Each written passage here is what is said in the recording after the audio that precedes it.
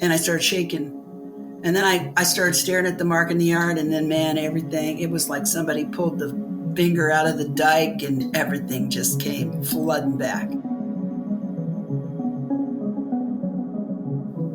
First thing I saw, like in between that mark and my brain, were those two big black eyes. And it's like, remember.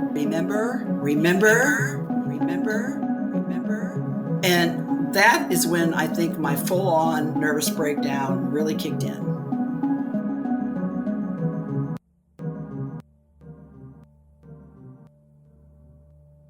After I determined the fact that I couldn't figure out what was going on, and it was I needed help because I've got 2 kids to raise and I can't afford to lose my mind. And I can't find anybody near me who can help me. I could talk to a bunch of people who could tell me what it wasn't, but I couldn't find anyone tell me what it was or what it could be. Well, it was in the summertime, and I liked to go to the library because it was free entertainment. I had a library card. You know, I had 2 little kids, and I used to get a lot of kids' books. And I used to get books that interested me. I'd occasionally pick up books in the occult section. That's what they called it back then.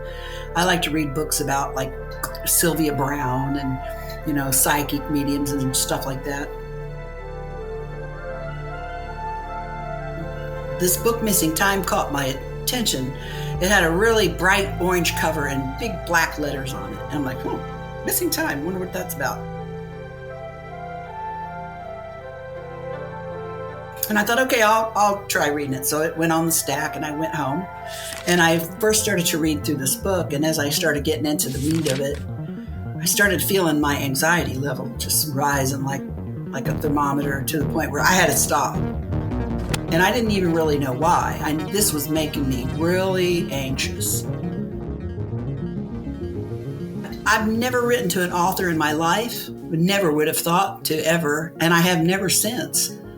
But I wrote him like this 14-page letter, and I described that whole night in '83 in June. And I described some of the strange things happening after that. And then I took a bunch of Polaroids of the backyard, of this mark that was now in the backyard. He called, and we spoke on the phone, and they spoke to my mom, he spoke to my sister, and then he, we decided that I would go out to New York to talk to him. This is the beginning of your relationship with Bud Hopkins. Yeah.